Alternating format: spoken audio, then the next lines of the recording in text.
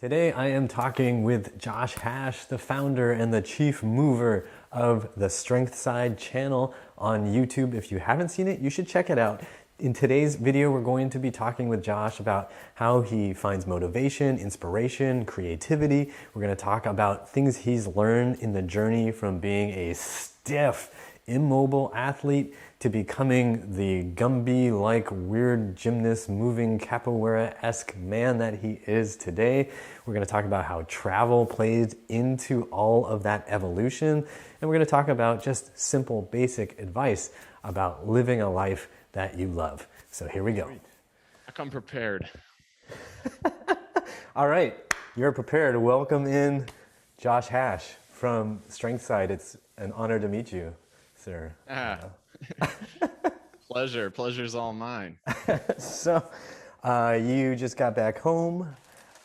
You have been on, it seems like a nonstop whirlwind of travel for the last couple of years. Where did you just go? What was happening, and what's driving you now? Yeah, I'm still a little jet lagged, to be honest. Just got home from Hawaii, and it's kind of a quick trip. Like, it was 9 days maybe or something, but it was super fun. We had some friends out there, and we went out, got to stay with like a guy who lives out there, a local. So Nice. experienced the island in a bit of a more local, non-touristy way.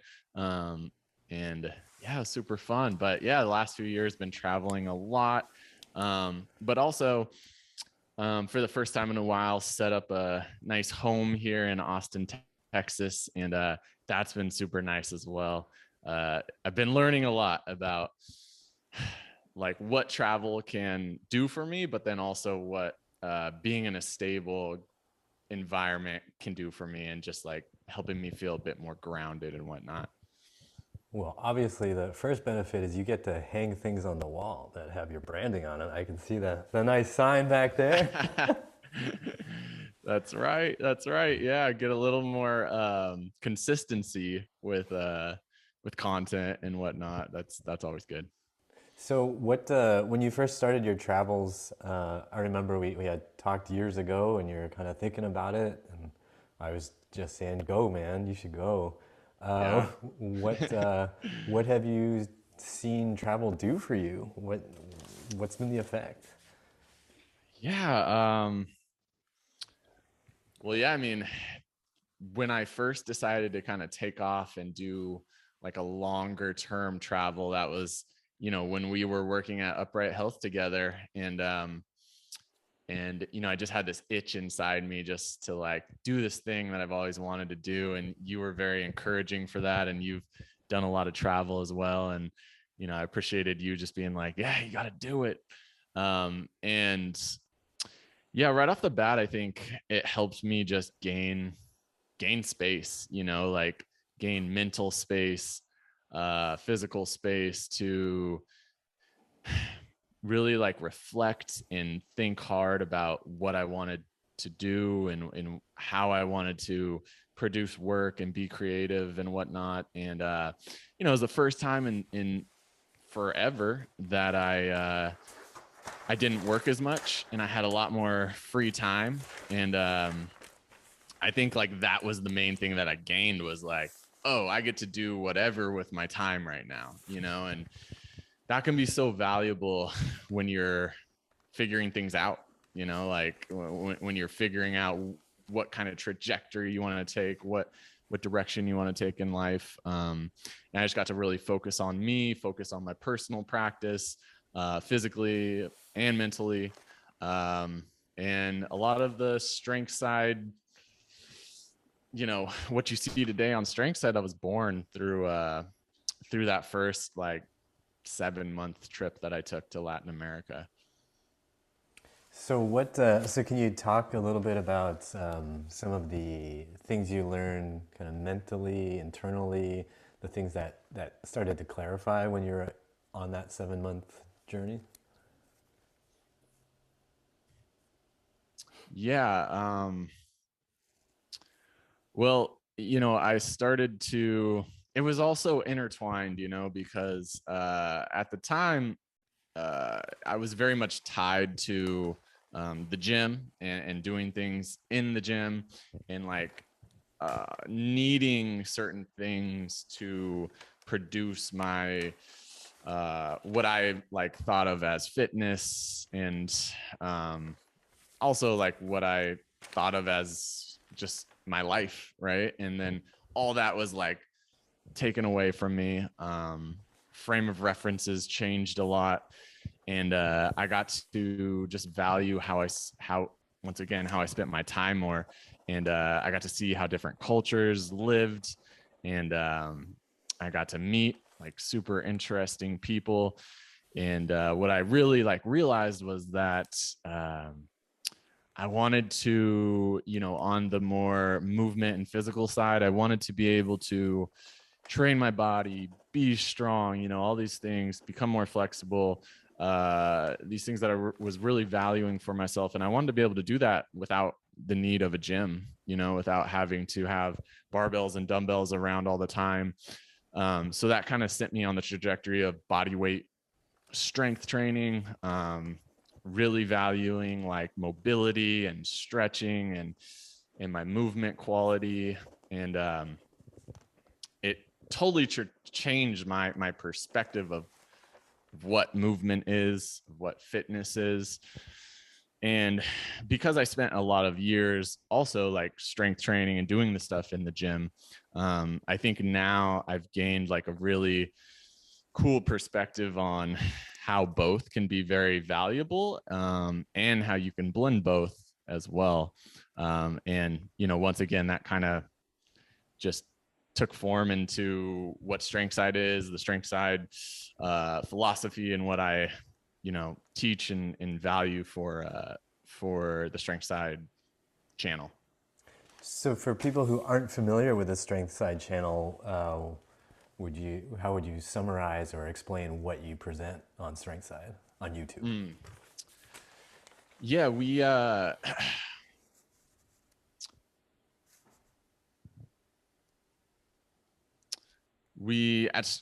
strength side we value a diverse perspective of movement. So being able to move in different capacities, being able to be strong and be flexible, and being creative in our movement and letting our movement, or rather taking an approach of our movement of gaining more capacity in our body to be able to do things, which is the strength and the flexibility side. And then also being able to express those things in activity. So whatever your activity that you choose to do is, but you know, we believe that our training should produce more movement and better movement. So could you give an example? So let's think about like a weekend warrior who really loves playing, I don't know, pickleball. Let's say softball. He plays softball on weekends. You know what do they stand to gain from watching Strength Side? Yeah. So, well, okay. I'll I guess take it's a like the different. stages. I'm wondering, For like, sure. how can they think about it in terms of like, you know, you're mentioning the strength, the flexibility, the mobility, and then Mm-hmm. how they express it in their activity. What does that mean for somebody like that? Yeah, I'll take it from the perspective of how a lot of people come into finding strength side is like a weekend warrior type. You play basketball, you play softball, maybe you do the traditional lifting weights in the gym to support that. But a lot of people run into, hey, like I'm a little bit older now and I'm just super stiff, you know, and I don't feel very free in my body. And like when I play basketball, I know that I'm limited by um, X, Y, and Z, like my joints not feeling great, or just like my hamstrings are so inflexible. So, you know, this is, you come to strength side and we're like, hey, let's take this a holistic approach to opening up your body, finding these new ranges that essentially are going to help most sports, right? I'm not going to say every single sport, but most of the activities out there are going to be like enhanced, accelerated by a more supple, strong body. Right. So if you can, I'm thinking like even, if we're thinking about these weekend warriors, a lot of times, like you're saying, they're stiff. You're playing softball. You can't even get your arm back enough to be able to Yes. throw the ball properly, right? Or Right. Does your, like softball, a great example, does your spine just simply like have the capacity to rotate, right? You need to rotate to throw, to swing the bat. Um, and, a lot of the time, like this spine rotation is inhibited just by years of sitting, and your hips get inflexible, your shoulders get very stiff, right? The chest is stiff. And um, it can be overwhelming sometimes, I think, to find, well, what should I do to, like, what is the stretch that I need to do that's gonna like help me enhance everything. But a lot of the time there's no like right stretch. It's just like, are you moving? Are you like moving your joints through full range capacity? And that's what we like to do on strength side, is like kind of do a blend of, we're stretching, we're strengthening, but everything has the intention of full range of motion and just using our body's joints how they can be used. right. I completely disagree with your approach.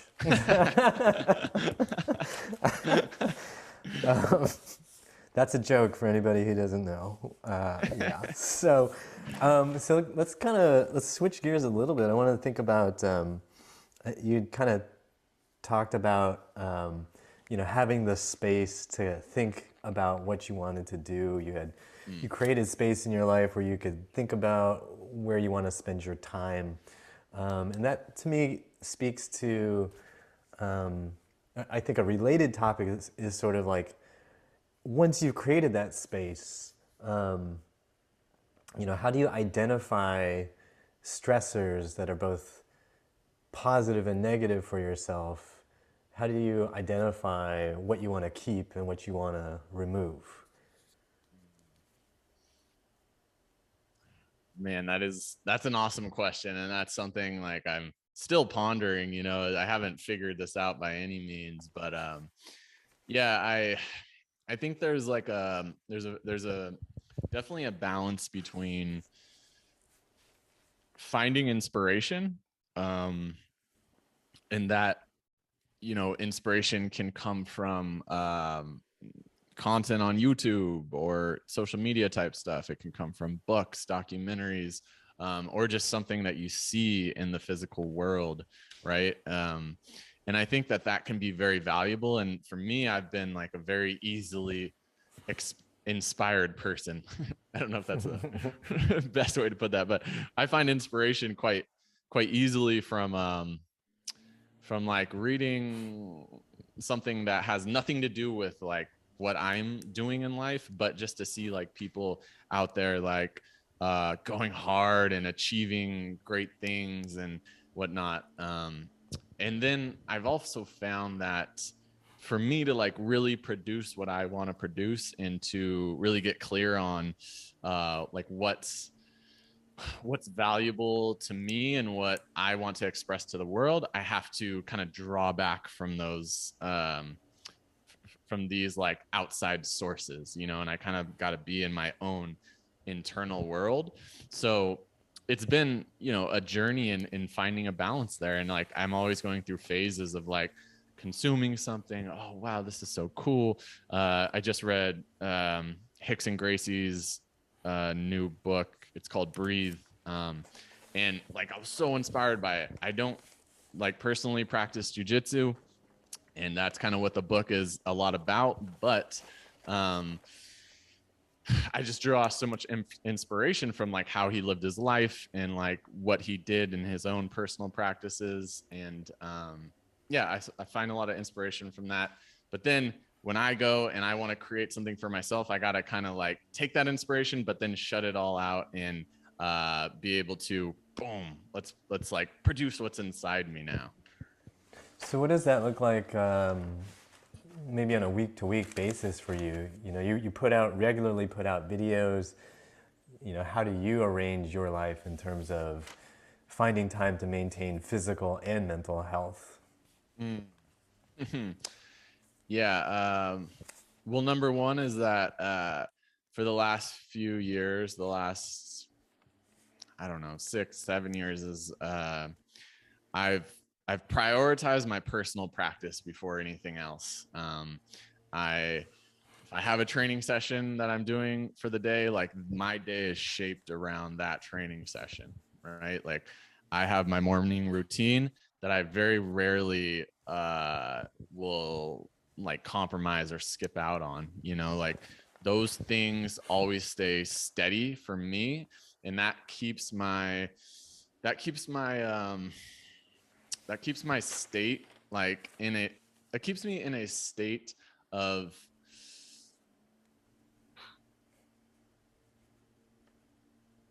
kind of blanking on the right word. I just say positive. But it keeps me in a light of like I'm taking care of myself first, and then sorry, the light's facing you.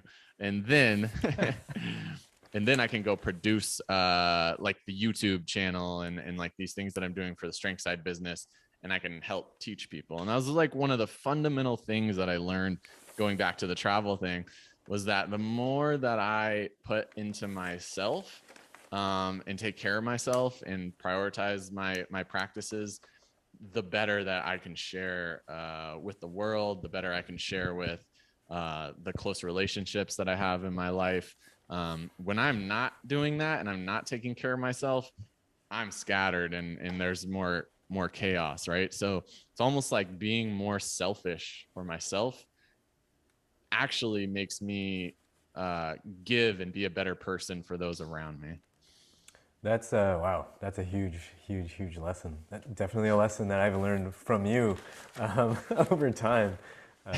Seeing that even operating in my own life, right? Of like, I mean, you and I worked together for years, so you always saw me jump on the computer and do whatever at the sacrifice of my own physical body, and Sure.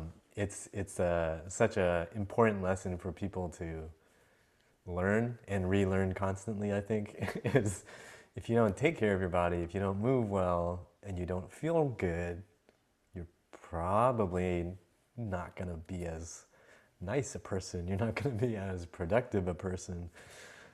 That stiff body that you can barely get from here to the kitchen sink probably also doesn't want to sit at the computer for 10 more hours today, right? Yes, absolutely. And for me, I've kind of adopted like that habit is training and doing the physical stuff is easy for me. Like it's easy for me to not compromise. But the harder stuff is just more basic things like reflection, like, and you know, that could be meditation or it could be journaling or these things that lead to a better mental state outside of the physical part. And that's the thing that I really have to try to like keep myself on track. And sometimes I'll feel like a bit like overwhelmed or stressed, and then I'll pull out my journal and I'll be like, oh yeah, I haven't journaled in a week, maybe this has something to do with it. And as soon as I put some thoughts down on paper or whatever it is, it's like I can release some of that and start to feel into my good space again. Nice, nice. Uh, it's do you have any specific practices you have in place around technology to help you maintain your mental space?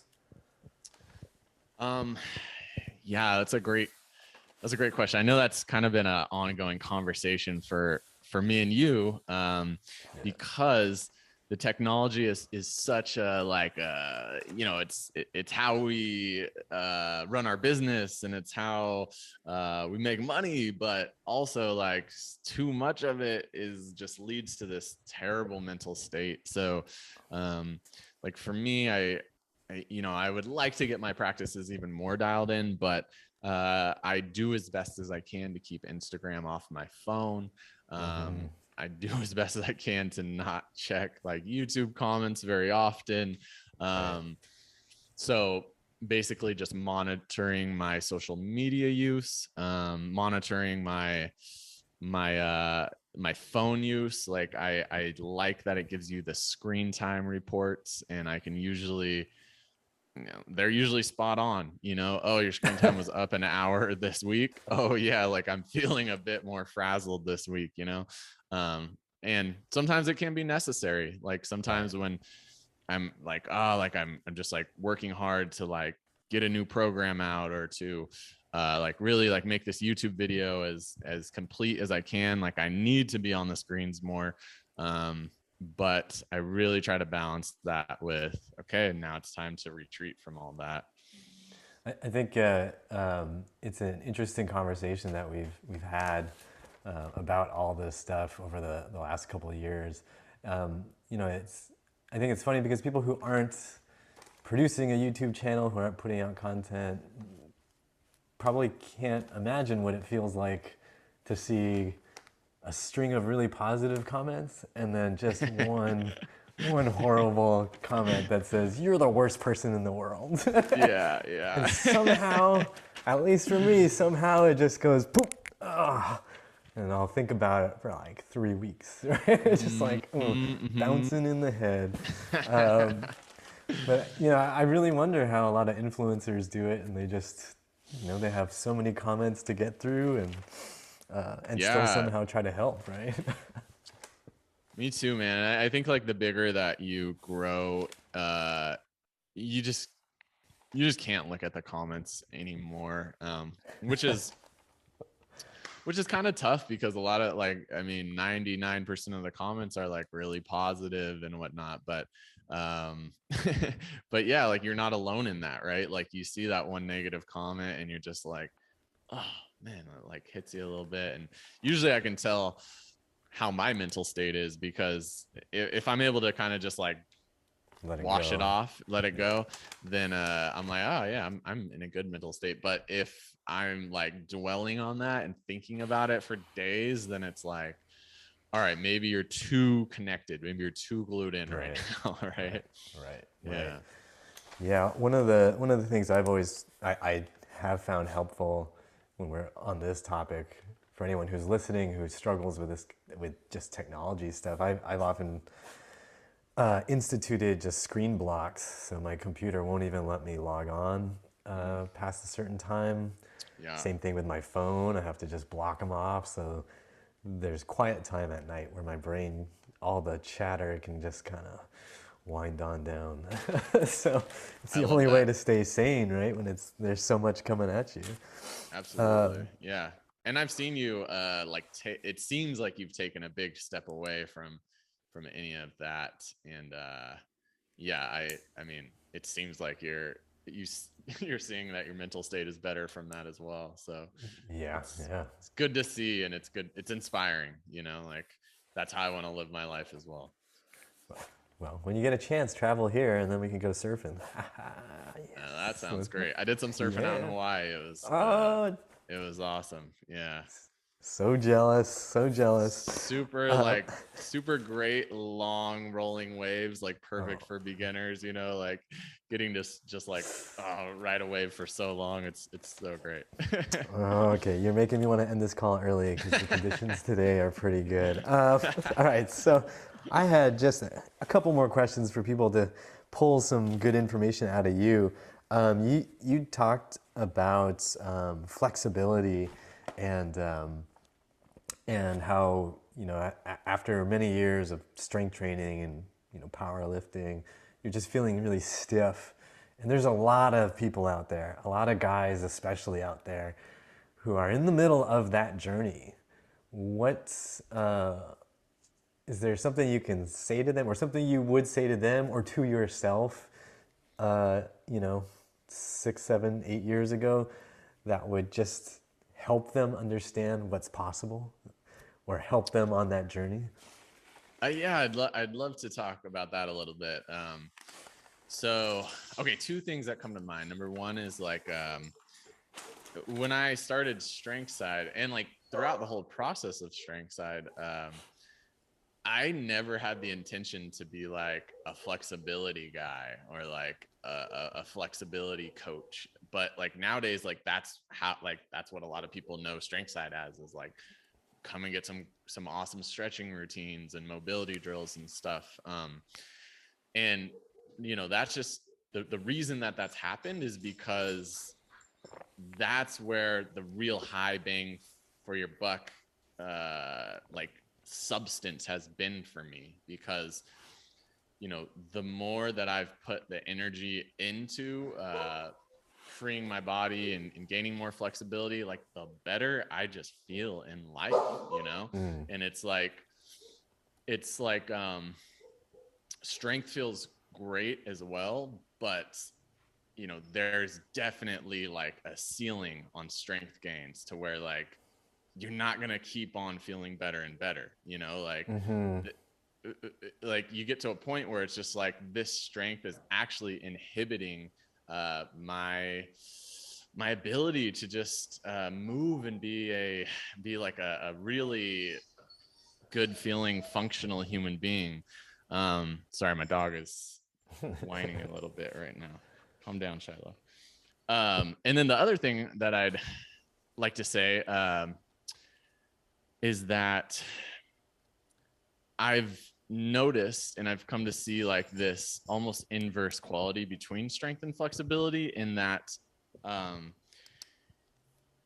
when you're a beginner and you start a strength training routine, you start going to the gym to maybe just doing some traditional strength bodybuilding type exercises. Maybe you're doing like a deadlifts and squats. You see those strength gains very fast, and they feel good. Oh, they feel so good, right? And like you'll notice your body changing, and like within 3 months you can see such a huge change. And flexibility isn't always like that. Flexibility can take a lot longer, and those first 3 months could be that you don't see much change at all, right? But if you really like stay in it for the long term and you just stay consistent with your practice, then a little bit longer down the road, then you start to see these really, really cool improvements, right? And like if you take just some type of stretch archetype, like a pancake or a front split or something like that, like you're going to see a huge transformation like a year to a year, like you have to be realistic with yourself and just know that it takes some time. Like you got to think of these things in big chunks, but at the end of the day, it's so rewarding. And like I mentioned before, like you're just going to feel better in everyday life. Right. And it's definitely something that, we're all getting older, we're all aging by the minute. And the more mobile you can stay as you age, like the more that you can continue to just do the activities that you love and keep on crushing life. Can you give people a personal example? Of a stretch with whether it was the splits or whatever that just you just had to grind on? Yeah, for sure. Let's see. For me, let's say the back bridge. The back bridge was just like this thing for me that it was like trying to stretch cement. Like I was just like running into these blocks and just getting all this stretch essentially in my lower back, which is not really what you want in a back bridge. You want to be able to stretch your shoulders and your upper spine and your hips. And I was frustrated, and I kind of was starting to play the victim role of, well, like I'm just not the type of person who can get a very good back bridge, Right. And right. Yeah. And that's what a lot of us do.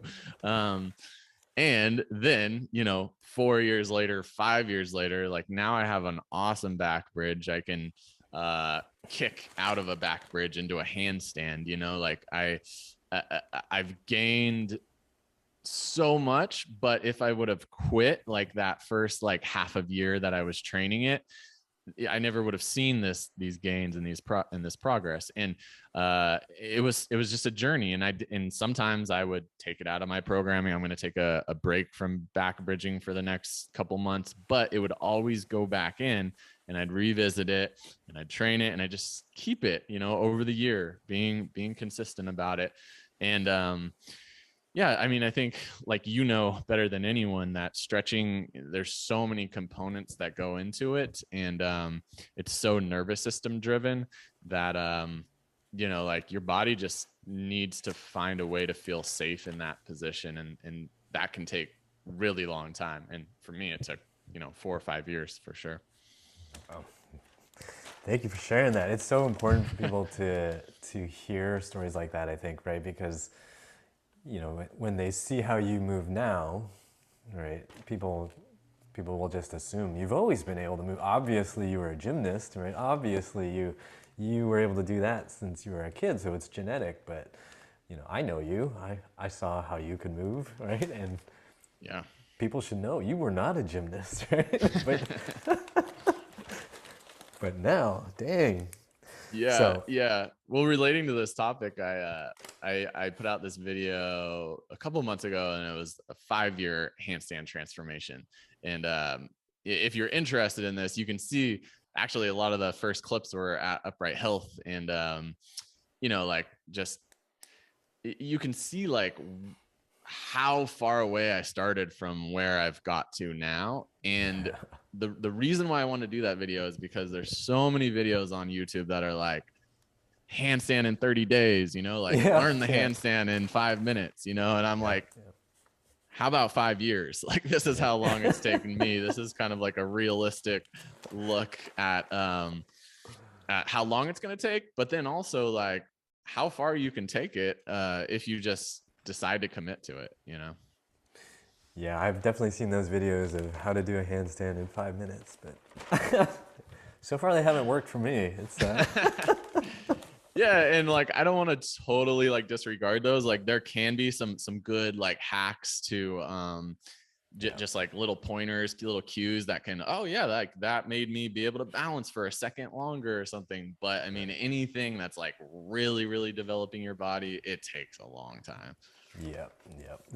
It's true. I forgot the name of that channel that always does the how to do it in 5 minutes, but the actual content's Pygmy, yeah. It's hilarious, and it's really good pointers and tips. I like him. Yeah, but I think he's pretty clear. This isn't actually going to take you 5, but here's everything you need to know in 5 minutes. Right. Exactly. Love that. Yeah. So that's great advice. You said you brought notes. You said you came prepared for this interview. Yeah. Did you have anything on your notes that we didn't cover that you wanted to get out there? Let's see.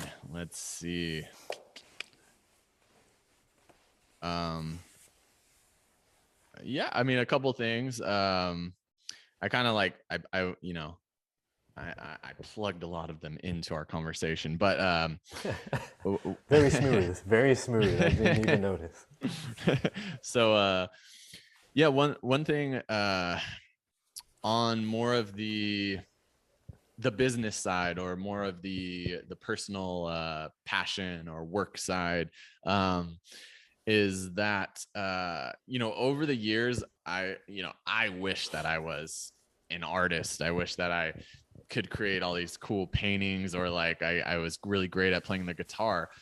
I'm not. And I could pick that up sometime. But one outlet that I've found for my creativity is through actually just fitness YouTube videos. Like, I think of those as a creative outlet. And I like to think of things as like, okay, like, these is just really traditional things, how to squat, like what you need to think about in a squat. But then I think of, okay, how can I like give this information in a way that it hasn't been given before? Or how can I make it unique and exciting, or just different, right? And I found a lot of value in that over the years, of just looking at what I do on a consistent basis and try to make it a bit more creative, and that being like an outlet that, maybe the artist, the painter gets by doing their thing that is more traditionally known as art. But I think that we can all kind of think of what we do as an art form, and keep learning, and keep like challenging yourself to do it in different ways and do it better, and all that good stuff. I think that's such a great perspective, because it seems like it clearly matches, how you approach movement, right? How we think about, I can do this position, but could I do this position with a little bit of an angle change? Or what if my arm's over here? Yes. Could I do it slower? Could I do it faster? Right? That's like at the heart of all the movement things that you talk about, right? It's sure I can back bridge, but can I kick over now? How do I escape this position? Right? Yeah, it's like artistry in your movement. Right? Yeah, like the back bridge is a perfect example. Like I can do a back bridge, I can do a squat. Now, can I enter a back bridge from a squat? Like, can we like tie these things together? And that's what I love about the movement and training and physicality, is like you have that option to be very creative and artistic there as well. Right. Yeah. So anything else on that list? Anything else that's like, man, I gotta say this. This is your last interview ever. I don't know if you read the contract. Yeah, I mean, okay. So one thing, like we've definitely already touched on this, but and I think that we were really touching on this when I was talking about that, and drawing inspiration and then going into creation mode where it's more solitude. But one of the things that we do with like our primal athlete groups, and that I'm constantly reevaluating in my own life, is like this relationship between ambition and surrender, right? And there's like multiple different ways that you can think about that, like striving and grinding for something, and then like accepting what is, right? And I really try to like reevaluate that in my own life in all aspects, right? So like my physical training, work and business stuff, my relationships, even just like my leisure time. Like when am I too far to one side of the spectrum, and like going back to the travel conversation, is like travel really helps you open up that surrender quality, and really like, you're floating, right? And like you're experiencing all these new things. But then if you do that like for too long, you start to lose purpose, and you start to lose like, well, I need to do something, right? I need to find some discipline here, right? So I think like for you, what you shared earlier, like at Upright Health, being on the computer all day, it's like maybe it's too much discipline, and maybe we need to like swing into the surrender category, right? And like I do the same thing all the time. It's like, like I'm just working too hard, whether it be workouts or strength side stuff, and it's like, yo, let's just relax, let's appreciate. Instead of like going and having a really structured strength training routine right now, let me just go play around at the park and move around and just feel what my body wants, right? So that's been really valuable to me, to just keep on thinking about that and reassessing where I'm at in that ambition surrender. So I know for me, I get physical and mental cues about when the ambition, striving side is a little bit too amped up. Right. What kind of cues do you notice for yourself? So on the more emotional side, it would be like feeling stressed. It'd be like more irritable, shorter. On the physical side, like, yeah, feeling a bit more like locked down in my body, a bit more, I mean, usually it's like feeling more tired, feeling more tight, right? Yeah. And then on the other end of that spectrum, it's like when I can feel like really loose and stuff. Oh yeah. That's usually for me, I tend to be more on this like ambition quality. So like I want to get more of that like flow and that like subtlety in my body to feel like I'm rebalanced again. Yeah, I'm definitely the same way. I think a lot of us are. Yep. The cure I've found that works for me to get me more into surrender mode is to just go try to ride some waves, because I have zero control over what waves are out there, right? So. I love that. Yeah, that's like probably one of the like best activities you can do. Surrender to the ocean. Yeah, and you know, my shoulders, my lord, they're getting so much stronger just constantly paddling. Oh yeah, yeah. You know, there's a good YouTube channel. I forget the name of it actually, but he talks about how swimmers and then like also like surfers from paddling, like have like some of the strongest carryover into like pull-ups and like front lever type stuff and everything. And it's because you learn how to like use your lats so well and use the scapula control. And yeah, that just came to my mind. And I'd love to do more paddling and swimming because it's just a natural way to get strong, I think. Yeah, for sure. Just as long as the sharks don't come. But if the sharks come, you actually get a lot faster at paddling. Yeah, escape. Yeah, just paddle, man. All right, so this has been an awesome conversation. Thank you so much for taking the time to share all these personal insights. People, where can they find you?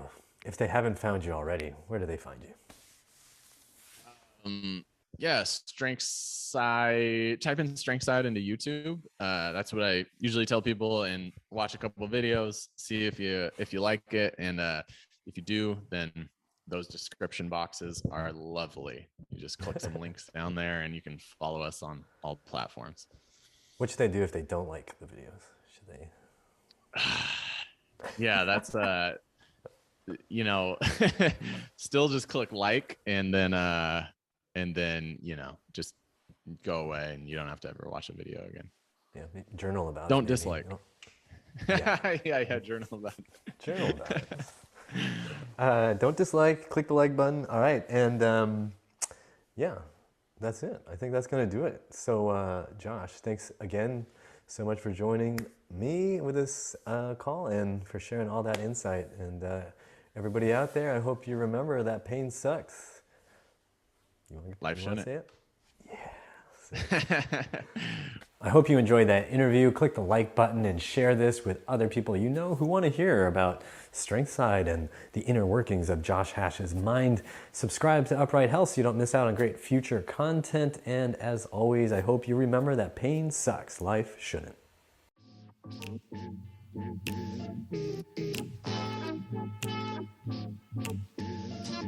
Every time